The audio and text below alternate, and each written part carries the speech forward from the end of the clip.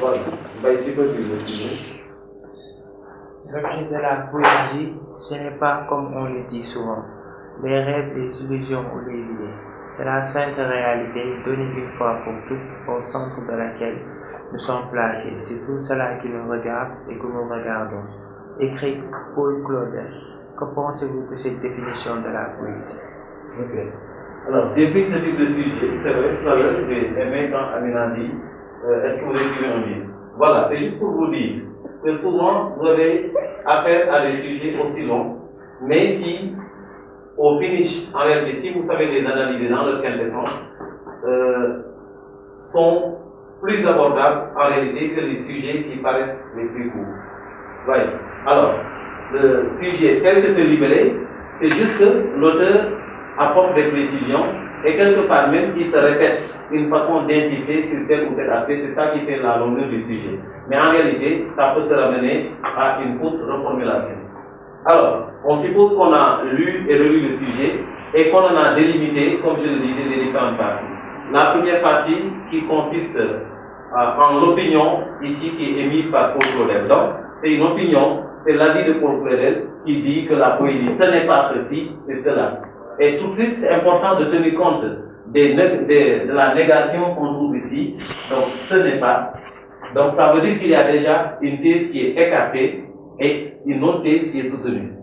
Ensuite, l'autre partie du sujet, c'est la consigne qui nous dit que pensez-vous. On reviendra à cela pour voir ce verbe en fait qui est employé nous mène à quel type de plan, quelle démarche. C'est important. Donc, deux parties du sujet.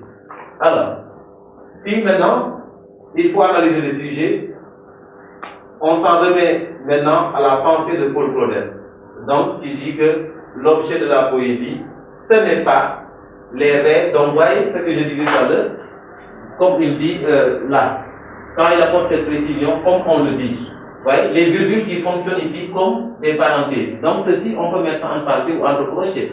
Ce n'est qu'une information superflue. Et tout de suite, on peut s'en passer. C'est de dire, donc, l'objet de la poésie, ce n'est pas les rêves, les illusions ou les idées.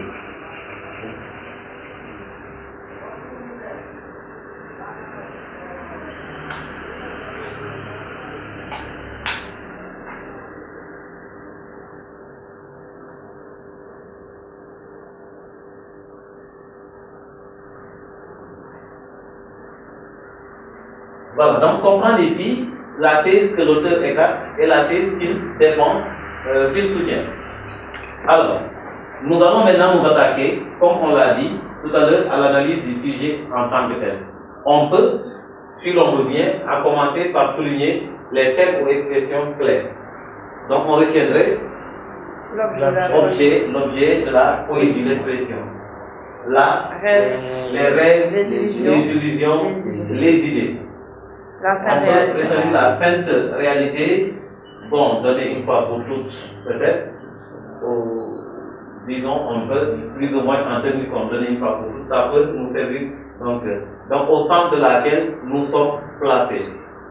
Il poursuit, c'est, cette fois-ci maintenant, c'est important, ce n'est pas la négation, c'est, donc d'une négation, c'est important, je le disais tout à l'heure, il passe à une affirmation ici, c'est tout cela qui nous entoure, qui nous regarde plutôt, et il se répète, et que nous regardons.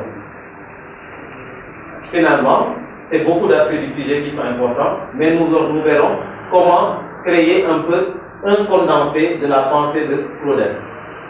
Puisqu'il y a, comme je l'ai dit, des reliques, il y a des précisions de taille.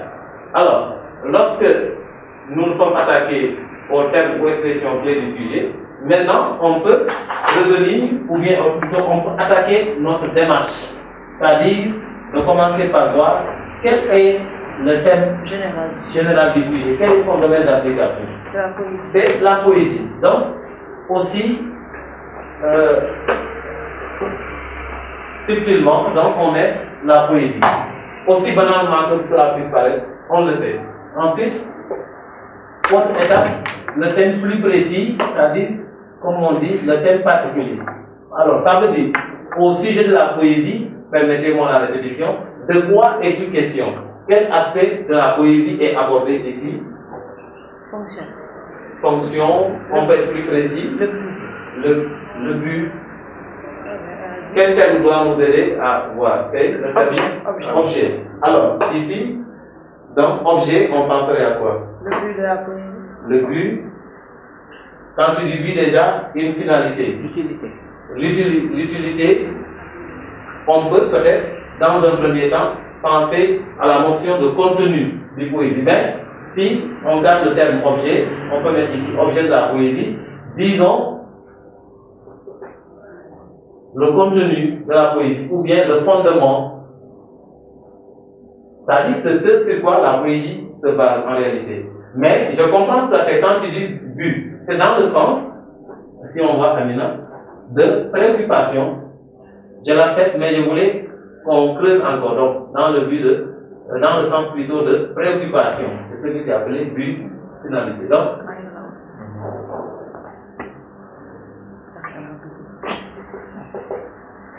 voilà. Ensuite, maintenant, le deuxième aspect de cela, plutôt troisième étape, c'est l'approfondissement un peu des termes clés. Bon, ceci, puisque notre tableau n'est pas si grand que cela, approfondissement des termes clés, on peut le faire de façon théorique, on peut le faire ensemble. Ici, lorsqu'on s'arrête au terme objet, on a essayé d'en voir les synonymes, ses contenus, ses fondements, ses préoccupations. Ensuite, on en vient au terme rêve, illusion, on peut les mettre ensemble, comme on dirait dans le même paquet. Ça fait penser à très bien, évasion, imagination, fiction. Voilà. Non?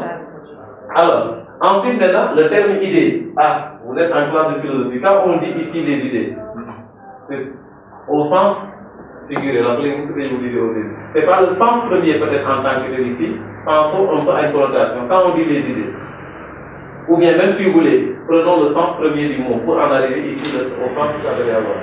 Les idées, souvent. Les choses à laquelle on pense. Oui, les choses à laquelle on pense. Maintenant, souvent, dans la vie, on oppose quel concept oppose-t-on aux idées? Ou même dans le monde où nous sommes. Ah, je vous rappelle, si vous voulez, peut-être à des notions que vous connaissez, je vous ramène à Platon qui parle du monde des idées. Quand il dit du monde des idées, c'est de quel domaine? Domaine de la philosophie. De la philosophie, mais du domaine de l'au-delà. De l'au-delà, de l'intelligible, c'est-à-dire de choses vraiment théoriques ou même à la limite abstraites. Donc par là, comprenez les idées, pensez à abstraction. C'est pourquoi je vous taquine en disant que vous êtes en classe de philosophie. Ici, Claudel veut nommer un peu l'abstraction, c'est-à-dire là où il n'y a rien de concret, que théorique.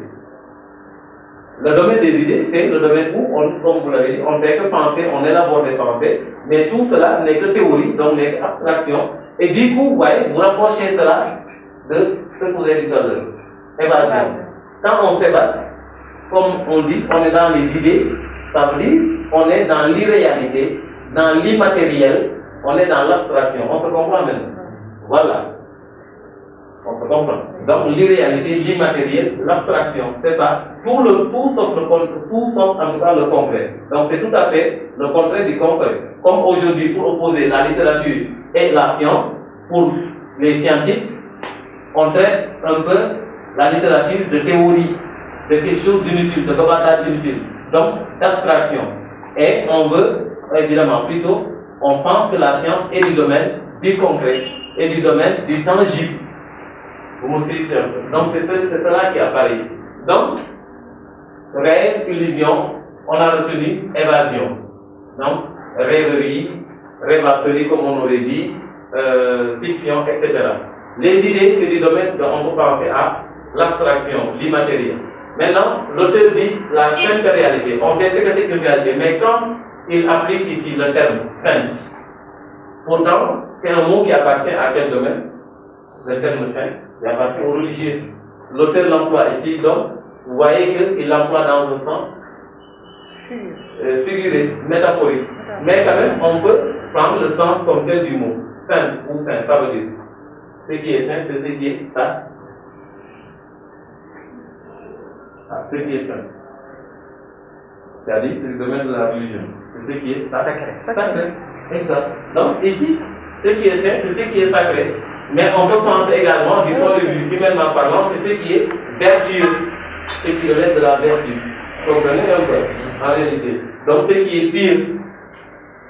Voilà. Donc, on retient cela, donc il veut parler de réalité sacrée, de réalité vertueuse, de réalité pure, du domaine de la pureté. Ensuite, donner une fois pour toutes. Que peut nous suggérer l'expression? Donner une fois pour toutes. Quand une chose est donnée une fois pour toutes, c'est pour dire que c'est souvent entendu donner une fois pour toutes les fois. C'est pourquoi tout prend S ici. Vous dites par exemple ce que j'ai dit, je l'ai dit et je l'ai dit une fois pour toutes. Ça veut dire? Pour conclure. Merci pour conclure. Et c'est dire que vous n'y reviendrez pas. Donc ça veut dire c'est définitif. Donner une fois pour toutes, pensez à cela, donc c'est définitif. C'est un peu comme pour parler philosophe également, c'est une vérité arrêtée. Comme en philo, on parle de vérité arrêtée. Voilà, il y a des théories qui ont été émises, c'est tout le monde, en fait, comment on appelle ça encore, tombe d'accord là-dessus. Et comme dans le domaine de la religion, c'est le dogme par exemple. Dans la religion, excusez-moi de faire un peu cette sortie. Quand par exemple en islam, on dit il y a le dogme qui porte sur les 5 piliers de l'islam. C'est le jeûne, c'est l'aumône, etc. La prière, par exemple. Ça, c'est du domaine justement de vérité arrêtée. Ça veut dire tout simplement, c'est dogmatique, c'est apprendre ou à laisser plutôt. On est croyant, on croit à cela, on l'applique, ou on n'y croit pas, on va voir ailleurs. C'est ça ce qu'il faut comprendre par là. Donc donner une fois pour toutes, c'est une sorte de vérité arrêtée. Ensuite, on progresse vers la thèse en fait que défend ici Claudel. Tout cela qui nous regarde, ça veut dire ce qui nous regarde. On est là pendant à se regarder.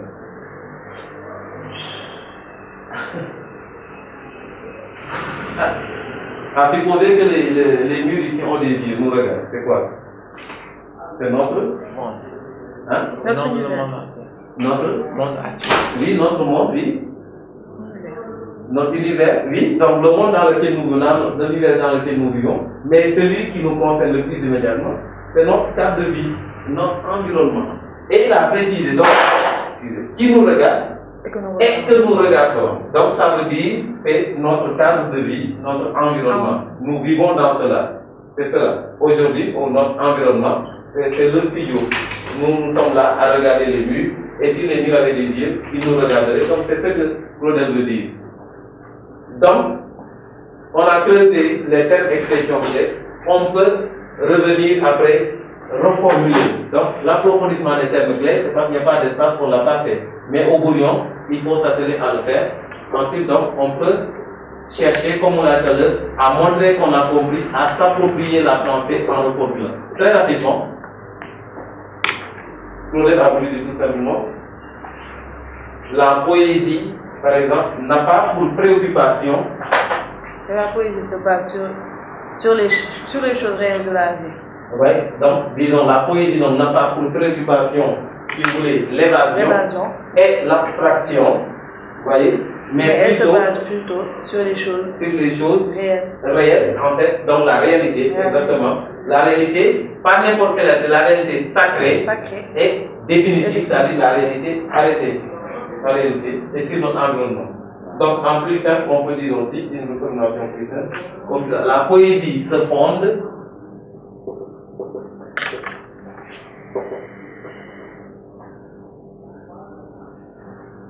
donc se fonde sur la réalité sacrée et définitive, on a bien donné une fois pour toutes, la réalité sacrée et définitive, ensuite au centre de laquelle nous sommes placés, qui nous regarde, que nous regardons, donc se fonde sur la réalité sacrée et définitive, sur notre environnement ou sur notre cadre de vie.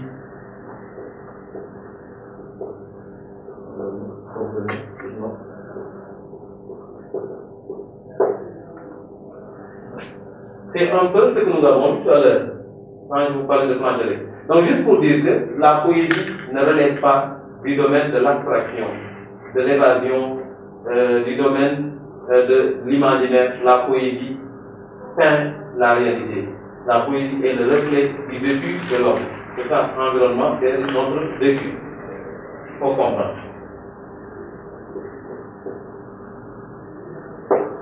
Un peu, pour se rappeler Hugo, je vis ce que vous vivez ce que je vis. Voilà. Merci. Voilà. Donc vraiment, ça vient pour illustrer ceci. Exemple.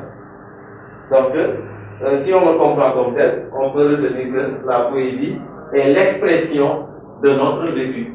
En plus simple encore. Vous voyez plusieurs façons de s'approprier la pensée. On peut dire encore en plus simple, la poésie est l'expression de notre vécu. Ça devient plus simple, ça nous permet de nous approprier davantage le sujet.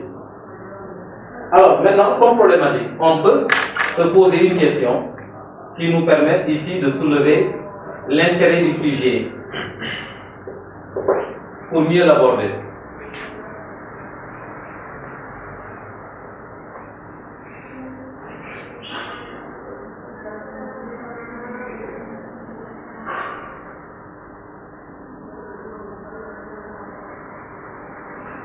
On peut se poser une question comme problématique pour voir un peu est-ce que en réalité ce que dit Claudel mérite vraiment réflexion quand il se permet de dire que la poésie n'est que l'expression de notre vécu.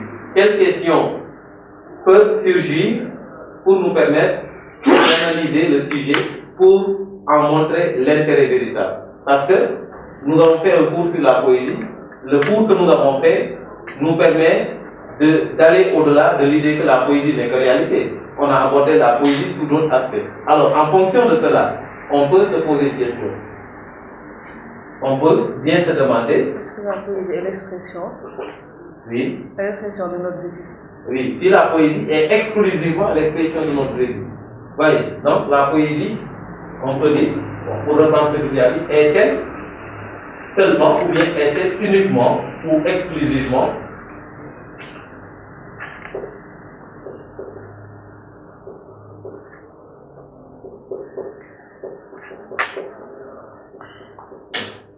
l'expression de notre vécu et justement, si vous voulez même, on pourrait dire donc d'une vérité sacrée. Autrement dit, est-ce que la poésie ne peut pas s'inspirer ou bien ne peut pas se fonder sur l'imaginaire? Est-ce que la poésie ne peut pas avoir pour soubassement, comme on aurait dit, la fiction? Et vous voyez, des pistes de réflexion se dégagent. Parce que autant on va penser à la poésie comme expression de la vérité, expression de la réalité, autant également notre esprit va dire, ah tiens, moi aussi, je sais de la poésie qu'elle peut être fiction, qu'elle peut être réelle. Et donc du coup, vous voyez que la piste ou les pistes de réflexion se dessinent. On sait à peu près maintenant qu'est-ce qui devra figurer dans nos sujets, qu'est-ce qui ne devra pas figurer. Comprenez un peu ce que je veux dire. Ça fait que maintenant, lorsque même on a beaucoup d'idées par rapport à l'engagement de la poésie, on verra après qu'est-ce qu'il faut prendre de cette notion de militantisme à mettre dans le sujet et à ne pas mettre. Ensuite, on verra également quelle démarche faudra adopter pour pouvoir traiter le sujet. Et tout de suite, ça nous permet de revenir à notre consigne qui dit que pensez-vous? Pensez-vous? Donc ici, on pense tout de suite à la démarche qui peut faire une autre étape. Au plan de Dit, donc, on a dit, pensez-vous, donc, comme type de plan, c'est le plan dialectique. Puisqu'il nous est permis de donner notre avis, on a dit que pensez-vous, ça veut dire discuter, soumettez cela à une critique, donc c'est un plan dialectique.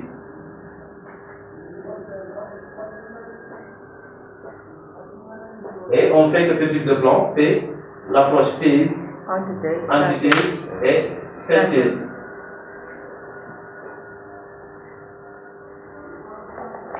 Et là, le ciel devant nous n'est plus sombre, ça s'éclaircit. Ça veut dire qu'on y a vu plus clair.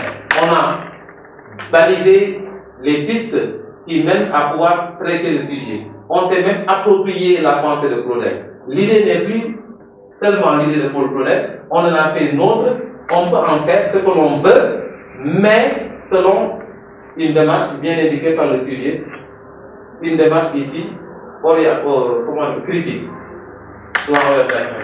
Donc, ça devient plus clair. La thèse, c'est la thèse de Claudel qui dit que la poésie est expression de notre vécu, la poésie est expression d'une réalité sacrée. On va aller voir quel argument va militer en faveur de cette thèse. L'antithèse, ça va de soi, heureusement que le sujet nous le signale, que la poésie peut pourtant être évasion, elle peut être chimère, elle peut être rêve.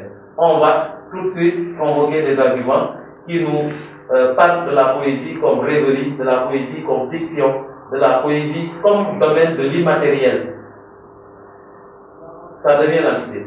Et dans une synthèse, tout de suite également surgit à notre esprit la réalité que la poésie peut partir d'une réalité pour l'améliorer, c'est-à-dire en changer un peu des aspects, pour rendre cette réalité plus attrayante, on transforme un peu des aspects de cette réalité. Et c'est cette transformation, c'est cette métamorphose d'une partie de la réalité qui mène à la fiction, mais cela ne fait pas pour autant de la poésie uniquement de la fiction.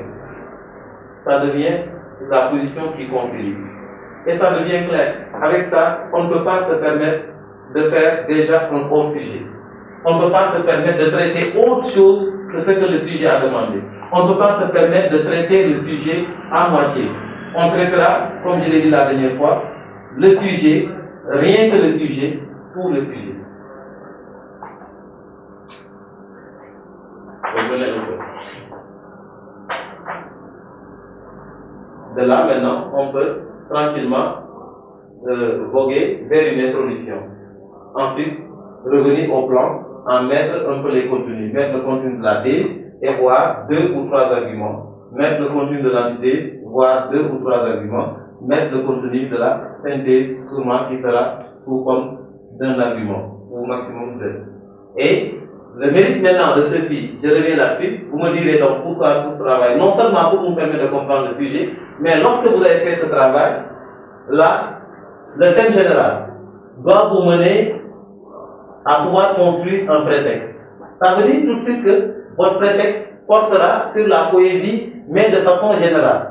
Donc, ça sera une définition assez générale sur la poésie, ou bien un constat qui, par exemple, condamne la poésie, ou bien un constat qui valorise la poésie, ça dépend, ou une question d'actualité sur la poésie.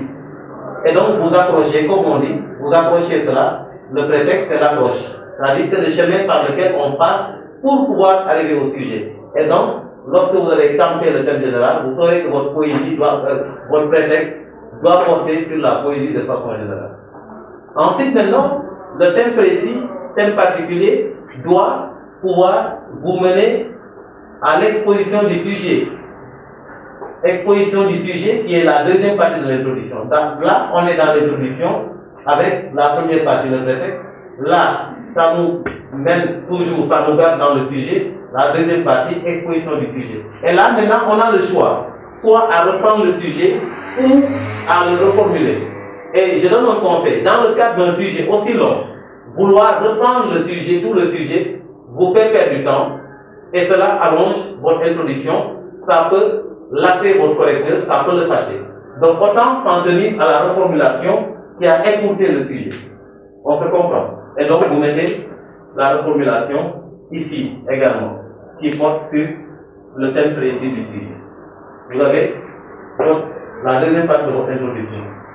Troisième partie de l'introduction, ça sera l'annonce du plan. Vous allez vous en tenir ici au type de plan que vous avez. Donc vous saurez que vous devez annoncer un plan en 3 points.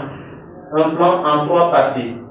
Avec des connecteurs logiques du genre, d'abord, nous analyserons la poésie comme expression de la réalité, ou bien de notre vécu, et de la réalité sacrée. Puis, nous montrerons pourtant que la poésie peut être l'expression d'une fiction, ou bien la poésie peut être purement fiction, évasion. Ensuite, ou bien puis. Vous voyez. Enfin, nous tâcherons de dire que même si la poésie semble évasion, elle se fonde pourtant sur la réalité. Et vous avez annoncé une synthèse. Il n'y a pas plus clair que ça comme introduction. Vous le faites, votre correcteur sait nettement là où vous allez. Et vous l'avez accroché, il vous suit. Parce que vous lui avez dit que vous avez campé, vous avez exposé votre sujet, vous lui avez annoncé un plan en 3 parties, vous l'amenez au développement. C'est intéressant. Il est accroché, il vous suit, il dit ah tiens, celui-là a le mérite d'être clair, je le suis. Il va chercher vos thèses. Là, il vous lit très facilement. Il ne va même pas s'arrêter sur les détails. Vous l'avez déjà charmé. Parce que je dis que la dissertation est une épreuve de charme. Oui. Mettez-vous cela en tête. Dites-vous qu'en dissertant, je dois charmer en réalité mon correcteur, je dois charmer celui qui me lit. Et la thèse, il faut absolument que vous traitez de la poésie comme expression de la réalité et d'une réalité sacrée. Vous allez trouver 2 arguments pour le prouver. Ok. L'antithèse, vous cherchez à prouver que la poésie est, comment on appelle ça encore, évasion, rêve. Vous avez trouvé 2-3 arguments en des paragraphes pour le prouver. Ok. Enfin, une synthèse en un paragraphe ou 2 maximum. Vous avez essayé de concilier les 2 positions pour trouver une vérité moyenne. Ok. Il va à la conclusion. Et donc, avec ce sujet, prochainement, on peut entrer dans les détails d'une introduction qu'on a déjà à peu près en pièces détachées. Ensuite, 2 plans détaillés, pas un camin de développement, 2 plans détaillés. Et on peut bâtir également une conclusion. Pour voir, ça sera l'occasion pour nous de revisiter ce qui est réellement une introduction, ce qui est la conclusion également, et de voir comment se bâtit un plan détaillé. Et donc tout ça, vous êtes en train de construire le squelette de votre devoir. Donc quand vous faites ce travail après au brouillon, vous vous rendrez compte que pendant 2 heures de temps ou pendant 3 heures de temps, vous avez fait un travail utile. Pour maintenant mettre au propre, ça devient tout facile, ça devient huilé en réalité.